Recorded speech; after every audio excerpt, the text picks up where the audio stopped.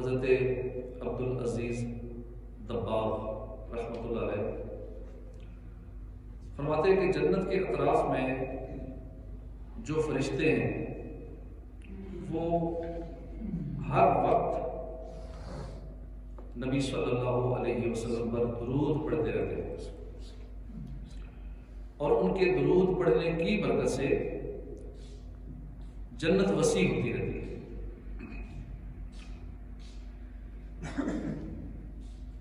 نہ فرشتے درود سے غافل ہوتے ہیں اور نہ جنت مزید پھیلنے سے رکتی ہے۔ ذات والا پہ بار بار درود، بار بار اور بے شمار درود، بے عدد اور بے عدد تسلیم، بے شمار اور بے شمار درود۔ صلی اللہ علیہ حبیب صلی اللہ تعالی علی محمد صلی اللہ علیہ وآلہ وسلم۔ معراج ہمارے آقا مولا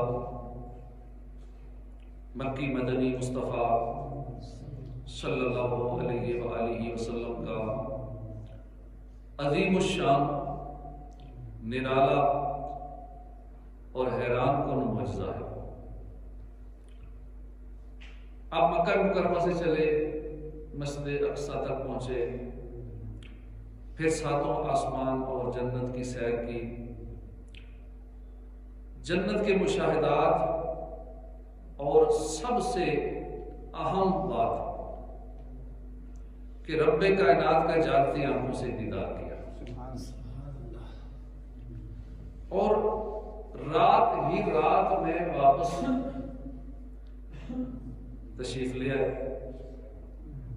ابھی بستر گرم تھا، کنڈی ہل رہی تھی اور وضو کا پانی ابھی بہ رہا تھا۔ اللہ پاک رحمت نازل فرمائے۔ اعلیٰ حضرت امام محمد رضا خان رحمۃ اللہ علیہ پر آپ لکھتے ہیں، بڑی خوبصورت بات کہی آپ نے کہ عرش کی عقل دنگ ہے، چرخ میں آسمان ہے، جانے مراد اب کدھر آئے تیرا مکان ہے، شان خدا نہ ساتھ دے ان کے خرام کا وہ باز، سدرا سے تا زمین جسے نرم سی ایک اڑان ہے۔ یعنی معجزہ معراج فلسفیوں کی سمجھ میں تو کیا آئے گا، آسمان بھی حیران پریشان ہے، یہ ہوا کیا؟ آسمان بھی چکرا رہا ہے، عرش بھی حیران ہے کہ اے جانے عالم، اے جانے تمنا، سات آسمان نیچے رہ گئے، عرش و کرسی نیچے رہ گئے، اب آپ کا قیام کہاں ہوگا؟ اللہ جانے۔ اللہ کی شان دیکھیے کہ اس رات کے سفر کو قرآن کریم نے سیر کے لفظ سے لکھا ہے، قرآن میں سیر کرائی، اسرا، سیر کا لفظ فرمایا۔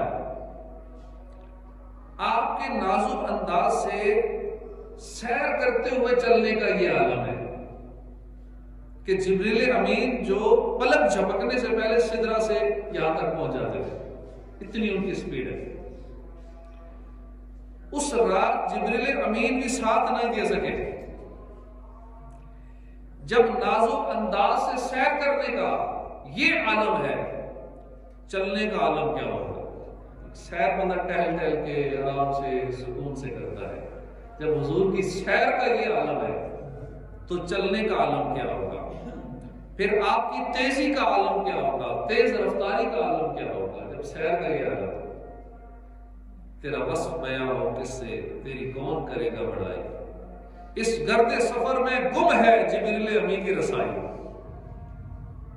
پارہ 15 سورہ بنی اسرائیل آیت نمبر 1 میں اللہ پاک فرماتا ہے، سبحان الذی اسری بعبدہ لیلا من المسجد الحرام الى المسجد الاقصى الذی بارکنا حولہ لنریہ من آیاتنا۔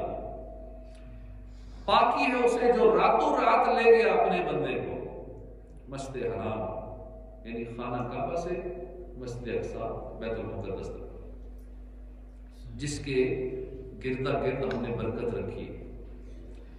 کہ ہم اسے اپنی عظیم نشانیاں دکھائیں۔ اس آیت کریمہ میں پیارے آقا صلی اللہ علیہ وسلم کے سفر معراج کے ایک حصے کا ذکر ہے، یعنی مکے سے لے کر بیت المقدس تک، مسجد اقصی تک۔ یہ آیت کریمہ اگرچہ مختصر ہے،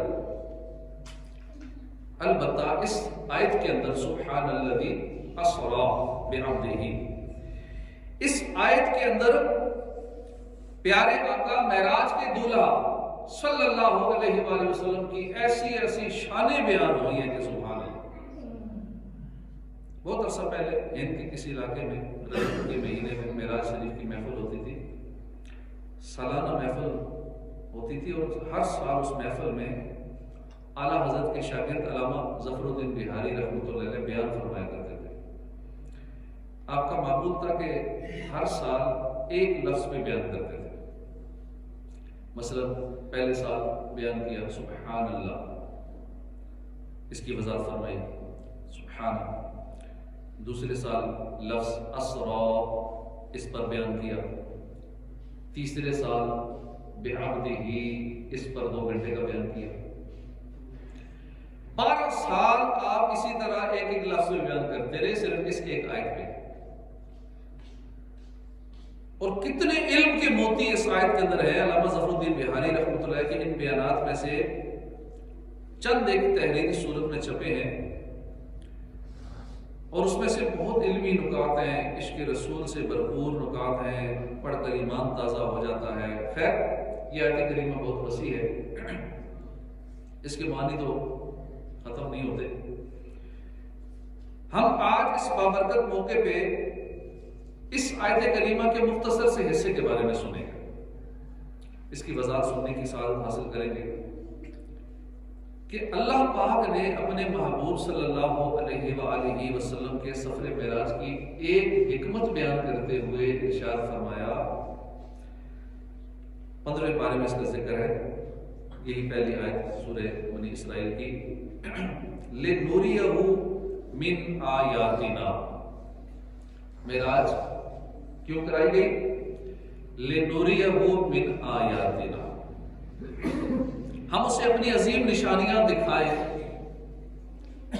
یعنی اللہ کریم نے اپنے محبوب کو اس لیے معراج کرائی تاکہ اپنی نشانیاں دکھائیں، اپنے حبیب کو قدرت کے عجائبات دکھائیں۔ اب یہ نشانیاں کیوں دکھائیں گی؟ جنت، دوزخ، عرش، کرسی، لوح، قلم، اس تعلق سے مفتی احمد عرفات نعیمی رحمۃ اللہ علیہ نے بڑا ایمان افروز مدنی پھول دیا۔ عرش، فرش، تمام عالم حضور صلی اللہ علیہ وآلہ وسلم کو عطا کر دیے گئے، اس لیے جنت کے پتے پتے پر، ڈالی ڈالی پر، دروازے پر لکھا ہوا ہے لا الہ الا اللہ محمد رسول اللہ۔ یعنی یہ تمام چیزیں کارخانہ قدرت کی بنی ہوئی ہیں اور محمد صلی اللہ علیہ وآلہ وسلم کی ملکیت میں دے دی گئی ہے۔ لہذا اللہ پاک کو یہ منظور تھا کہ جس کی ملکیت ہے اس مالک کو دکھا دی جائے، جس کو ہم نے مالک بنایا ہے اس کو اس کی ملکیت دکھا دی جائے، یہ ہے آپ کی جاگیر۔ لہذا رب کریم نے محبوب کریم کو معراج کی رات معراج کرائی، بلایا، معراج پر بلایا، سب کچھ دکھا دیا۔ کونین بنائے گئے سرکار کی خاطر، کونین کی خاطر تمہیں سرکار بنائے، کنجی دی تمہیں اپنے خزانوں کی خدا نے، محبوب کیا، مالک و مختار بنایا۔ اے عاشقان رسول، یہاں پر حبیب اور خلیل کا فرق بھی ملاحظہ کیجیے۔ ابراہیم علیہ السلام اللہ کے خلیل ہیں اور بلند رتبے والے نبی، ہمارے آقا صلی اللہ علیہ وآلہ وسلم کے بعد سارے نبیوں میں، سارے رسولوں میں سب سے بڑا رتبہ جو ہے ابراہیم علیہ السلام کا۔ ابراہیم علیہ السلام کو بھی معراج ہوئی تھی، ابراہیم علیہ السلام کو بھی زمین و آسمان کی بادشاہی دکھائی گئی تھی۔ آپ پتھر کی ایک چٹان پر کھڑے ہوئے، حکم ہوا ابراہیم نیچے دیکھو، نیچے دیکھا تو ساتوں زمینیں دکھا دی گئی، حکم ہوا ابراہیم اوپر دیکھو، اوپر دیکھا تو ساتوں آسمانوں کی بادشاہی دکھا دی گئی۔ یہ تھی ابراہیم علیہ السلام کی معراج۔ ابراہیم علیہ السلام کی یہ معراج تھی۔ اور اللہ پاک کیا ارشاد فرماتا ہے، وَكَذَلِكَ نُرِي إِبْرَاهِيمَ مَلَكُوتَ السَّمَاوَاتِ وَالْأَرْضِ، اور اسی طرح ابراہیم کو دکھاتے ہیں ساری بادشاہی آسمانوں اور زمینوں کی۔ یہ ابراہیم علیہ السلام کی معراج تھی۔ مگر حبیب اور خلیل کا فرق دیکھیے، ابراہیم علیہ السلام کو جب زمین و آسمان کی بادشاہی دکھانا مقصود ہوا تو ایک پتھر پر کھڑا کیا گیا اور دکھا دیا گیا، زمین و آسمان کی بادشاہی دکھائی گئی۔ لیکن جب باری آئی اپنے محبوب کی صلی اللہ علیہ وسلم تو جنت سجا دی گئی، آسمان و زمین میں خوشیاں رچا دی گئی، جبرائیل علیہ السلام فرشتوں کی فوج لے کر حاضر ہوئے۔ کیسا پروٹوکول ہوگا؟ جنتی سواری لائے گی، براق پیش کیا گیا، اور اللہ پاک نے اپنے محبوب کریم صلی اللہ علیہ وآلہ وسلم کو آسمانوں پر، بلکہ آسمانوں سے بھی اوپر بلا لیا اور اپنی قدرت کی عظیم نشانیاں دکھائیں۔ یہ ہے اپنے حبیب کی شانیں، قربان میں شان و عظمت پر سوئے ہیں چین سے بستر پر، جبریل ابھی حاضر ہو کر معراج کا مجدہ سناتے ہیں۔ اللہ کی رحمت سے سرور جا پہنچے دنا کی منزل، اللہ کا جلوہ بھی دیکھا اور دیدار کی لذت پاتے ہیں۔ علماء کرام نے بڑی پیاری بات یہاں لکھی ہے، اللہ کریم نے فرمایا کہ اسرا بعبدہ، اپنے بندے کو لے گیا۔ اس جگہ عبد سے پہلے ہے بازر بی، بعبدہ، اس جگہ اس با کا مطلب ہے مصاحبت، یعنی رفیق ہونا، ساتھی ہونا، یعنی اس مبارک سفر کے دوران اللہ کی خصوصی عنایات، اللہ کی مدد، اللہ کی نصرت، لطف و کرم معراج کے دولہ کے ساتھ۔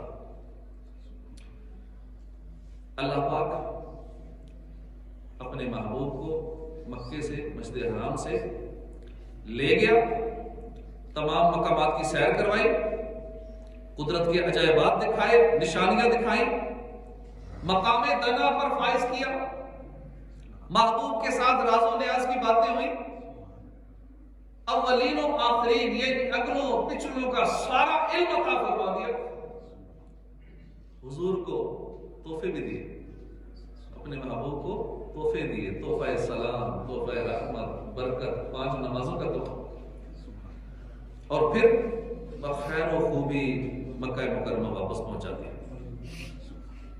یہ ہے حبیب اور خلیل کا فرق۔ ابراہیم علیہ السلام کو زمین و آسمان کی بادشاہی دکھائی گئی، مگر کیسے دکھائی؟ زمین پر ایک پتھر کی چٹان پر کھڑا کر۔ یقیناً یہ بھی بڑا رتبہ ہے، بڑا مرتبہ ہے، مگر اپنے محبوب کو، محبوب کریم صلی اللہ علیہ وآلہ وسلم کو آسمانوں پہ بلایا اور بلا کر سب کچھ دکھا دیا۔ یہ شان سب سے نرالی ہے۔ زمین پر کھڑے کر کے، پتھر کی چٹان پہ کھڑا کر کے ساری زمینیں دکھا دینا، سارے آسمانوں کی بادشاہی دکھا دینا، یہ بھی بڑی شان والی بات ہے۔ لیکن اپنے محبوب کو معراج پہ بلا کر سب کچھ دکھا دینا، اپنا دیدار بھی کرا دینا، یہ اور عجیب اور نرالی بات، بڑی شان والی بات۔ معراج ہوئی، تا عرش گئے، تم حق سے ملے، حق تم سے ملا، سب راز فاوحا، دل پہ کھلے، یہ عزت و حشمت کیا کہنا۔ پیارے اسلامی بھائی، یہاں ایک اور بھی فرق دیکھیے۔ ابراہیم علیہ السلام کو اللہ پاک نے کیا دکھایا؟ ملکوت السماوات والارض، یعنی ساری بادشاہی آسمانوں اور زمین کی ابراہیم علیہ السلام کو دکھائی، لیکن اپنے محبوب کو کیا دکھایا؟ زمین کے عجائبات، آسمانوں کے عجائبات، عرش، کرسی، لوح و قلم، جنت، دوزخ، یہاں تک کہ اللہ پاک نے خود کو بھی پردے میں نہیں رکھا، اپنا بھی دیدار کرا دیا اپنے محبوب کو۔ شاہ کو یہ معراج کی شب کتنا اونچا اعزاز ملا، آپ نے تو چشمان سر سے دیدار رحمان کیا۔ نعرہ تکبیر، اللہ اکبر، نعرہ رسالت، یا رسول اللہ، نعرہ رسالت، یا رسول اللہ۔ اللہ پاک نے فرمایا لِنُرِيَهُ مِنْ آیَاتِنَا، ہم اسے اپنی عظیم نشانیاں دکھائیں۔ یعنی صاحب معراج صلی اللہ علیہ وسلم کو سیر کرائی گئی تاکہ اللہ پاک کی نشانیاں دکھائی جائیں۔ اب اس میں ہمارا کیا فائدہ ہے؟ ہم حضور کی امتی ہیں، غلام ہیں، ہم غلامان مصطفیٰ کا اس میں کیا پہلو ہے فائدے کا؟ امام فخر الدین رازی رحمۃ اللہ علیہ بہت بڑے اپنے صدی کے محدث گزرے ہیں، بہت بڑے بزرگ مناظر گزرے ہیں، مفسر گزرے ہیں، انہوں نے بڑا ایمان افروز نکتہ نکالا ہے اس سفر معراج سے۔ آپ کے فرمان کا خلاصہ ہے کہ جب اچانک کوئی چیز بندے کے سامنے آتی ہے نا، کوئی عجیب و غریب چیز، یونیک چیز، اگرچہ پہلے سے علم ہو اس کے بارے میں، اسے جانتا بھی ہو، مگر کچھ دیر کے لیے for a few seconds کہہ لیں، تھوڑے چند لمحوں کے لیے بندہ اس کی طرف متوجہ ہو جاتا ہے، تھوڑی دیر اس طرف دھیان چلا جاتا ہے جب کوئی ایک نئی چیز دیکھتا ہے، لیکن علم ہوتا ہے، لیکن چونکہ دیکھی ہے پہلی بار توجہ بڑھتی ہے، اس کا دل اس میں مشغول ہو جاتا ہے، مصروف ہو جاتا ہے۔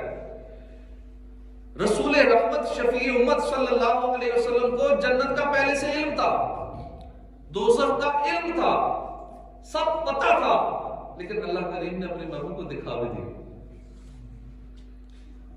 دوزخ اور وہاں کے عذابات کا حضور علم رکھتے تھے، مگر اللہ نے قیامت آنے سے پہلے ہی آپ کو جنت کی نعمتیں بھی دکھا دی اور دوزخ کے عذابات بھی دکھا دی، تاکہ روز قیامت جب جنت کو سامنے لایا جائے، جب دوزخ کو سامنے لایا جائے، تو اس وقت آپ صلی اللہ علیہ وآلہ وسلم کا دل اس طرف مشغول نہ، بلکہ آپ صلی اللہ علیہ وآلہ وسلم کی ساری توجہ، آپ کی مکمل کنسنٹریشن اپنے غلاموں پر رہے، اپنے امتیوں کی طرف توجہ رکھیں اور اپنے امتیوں کی شفاعت کرانے میں ہی مصروف رہے۔ معراج کی شب تو یاد رکھا، پھر حشر میں کیسے بھولیں گے؟ اب اللہ نے کیسا اونچا مقام عطا فرمایا، کتنے دور چلے گئے، اب اس سے اور دور کیا ہوگا اللہ جانے۔ ایک ایک آسمان کا فاصلہ کتنا ہے؟ 500 سال لگ جاتے ہیں ایک آسمان کراس کرنے میں، پھر دوسرے آسمان، پہلے اور دوسرے میں جو گیپ ہے 500 سال کا گیپ ہے، پھر اسی طرح دوسرا آسمان، پھر گیپ، پھر تیسرا، پھر گیپ، ساتوں آسمان، پھر اوپر عرش، پھر کرسی، پھر نہ جانے کہاں، ثم دنا فتدلی، نہ جانے کہاں، اتنا لمبا سفر اور سارے مشاہدات، اتنا کچھ عطا کیا گیا، لیکن اس کے باوجود ہمارے آقا ہمیں نہیں بھولے۔ معراج کی شب تو یاد رکھا، پھر حشر میں کیسے بھولیں گے؟ عطار اسی امید میں ہم دن اپنے گزارے جاتے ہیں، یہی ایک تسلی ہے کہ ہمارے آقا ہمیں بھولیں گے نہیں، حضور ہماری شفاعت فرمائیں گے، ہم غلاموں کو یاد رکھیں گے، ہمیں بخشوائیں گے، ہماری شفاعت فرمائیں گے۔ کمال ہی کمال ہے اللہ کریم اور اس کے پیارے حبیب صلی اللہ علیہ وسلم کو ہم گناہ گاروں کا کتنا خیال ہے، کتنا لحاظ ہے، مگر ایک افسوس کہ ہم ہیں، ہم گناہ گار ہیں، ہمیں خود اپنی فکر نہیں، ہمیں اپنی پرواہ نہیں ہے، ہم اپنی بخشش کی فکر نہیں کرتے، اپنی مغفرت کی فکر نہیں کرتے، چاہ کر یا نہ چاہتے ہوئے ہم نفس و شیطان کے جال میں پھنس جاتے ہیں، گناہوں میں مشغول ہو جاتے ہیں اور رب کی نافرمانیاں کرتے ہیں، نمازوں سے دور ہیں، گناہوں میں پڑے ہیں۔ اللہ پاک ہمیں عقل سلیم عطا فرمائے، کاش ہم اللہ کے شکر گزار بندے بنیں، گناہوں سے بچتے ہوئے ہم نیکیوں والی زندگی گزارا کریں۔ امیر علیہ سنت لکھتے ہیں نہ کرنا حشر میں پرسش میری ہو بے سبب آشش عطا کر باغ فردوس از پائے شاہ مولا تو بس رہنا سدا راضی نہیں ہے تاب ناراضی تو ناخوش جس سے ہو برباد ہے تیری قسم مولا تو ڈر اپنا عنایت کر رہیں اس ڈر سے آنکھیں تر مٹا خوف جہاں دل سے مٹا دنیا کے غم اور پریشانیاں لگی ہوئی ہیں آخرت کی ٹینشن نہیں ہے کہ مرنے کے بعد ہمارا کیا بنے اللہ کریم قرآن پاک میں ارشاد فرماتا ہے لِنُرِيَهُ مِنْ آیاتِنَا قدرت کی وہ کون سی نشانیاں جو حضور نے ملاحظہ فرمائی یقیناً اس کی بڑی تفصیل ہے ساری بیان نہیں ہو سکتی چند ایک روایات سنیے حضرت عبادہ بن صامت سے روایت ہے معراج کی رات رسول مختار صلی اللہ علیہ وسلم نے جنت میں موتیوں سے بنے ہوئے گنبد نما خیمے دیکھے جن کی مٹی مشک تھی آپ نے جبرائیل علیہ السلام سے پوچھا لمن ھذا یا جبرائیل اے جبرائیل یہ کیا چیز ہے کس کے لیے ہے عرض کیا اے محمد صلی اللہ علیہ وسلم یہ آپ کی امت کے ائمہ کرام اور مؤذنین کے لیے سبحان اللہ اللہ کی رضا کے لیے اذان دینے کے بھی کتنے فائدے ہیں کہ جنت میں خاص قسم کے خیمے نصیب ہوں مدینے کے تاجدار صلی اللہ علیہ وسلم نے فرمایا ثواب کی خاطر اذان دینے والا اس شہید کی مانند ہے جو خون میں لتڑا ہوا ہے اور جب مرے گا قبر میں اس کے جسم میں کیڑے نہیں پڑیں گے سلطان مدینہ صلی اللہ علیہ وسلم کا فرمان ہے جس نے پانچوں نمازوں کی اذان ایمان کی بنا پر ثواب کی نیت سے دی اس کے پہلے جتنے گناہ تھے بخش دیے جائیں گے اللہ پاک ہمیں اس طرح کی نیت سے اذان دینے کی توفیق عطا فرمائے لیکن اذان سیکھ کر دینی چاہیے روایت سن کے تو سب کا دل کرے اذان دینی چاہیے کئی انہیں جھجک ہوگی کہ کیسے اذان دے کہ اقامت پڑھتے ہوئے جھجک ہوتی ہے تو اذان سیکھ کر دینی چاہیے پہلے اپنے تلفظ درست کر لیے جائیں مخارج درست کر لیے جائیں اچھی طرح اذان کو سیکھ لیا جائے تاکہ اس میں غلطی نہ ہو ورنہ اذان غلط دے دی یا اذان ٹائم سے پہلے دے دی تو پھر اذان نہیں ہوگی سارے گناہ کار ہوں گے اس لیے اذان سیکھ کر دینی چاہیے لیکن اجازت لے کے جہاں پہلے سے مؤذن متعین ہے پہلے اجازت لے کے بات کر کے اذان دینی چاہیے ہاں بہت زیادہ مؤذن ہو جائیں کہ نہیں مہربانی کریں ہمیں موقع دیں تو ٹھیک ہے پورا اندازی کرا لیجیے کہ 10-20 لوگ ہو گئے اذان دینے والے اور سب کی اذان ہے بھی کریکٹ ہے بالکل مخارج کے ساتھ بالکل صحیح پروننسیشن کے ساتھ عربک کے ساتھ دے سکتے ہیں تو ٹھیک ہے پھر آپس میں پورا اندازی کر کے سب کو بارے میں موقع دے دیجیے یعنی ایسی ثواب میں کمپٹیشن ہوتا نا ہمارا ایک سے بڑھ کے دوسرا کہ میں نے زیادہ نیکیاں کمانی ہے یہ پہلی صف میں فلاں فلاں بیٹھتے ہیں میں نے پہلی صف میں بیٹھنا ہے میں نے پہلے آ جانا ہے آگے اپنی جگہ مل لینی ہے پہلی صف میں بیٹھنا ہے میں نے فلاں اتنی نفل پڑھتا ہے تو میں نے تو اس سے زیادہ پڑھنے ہیں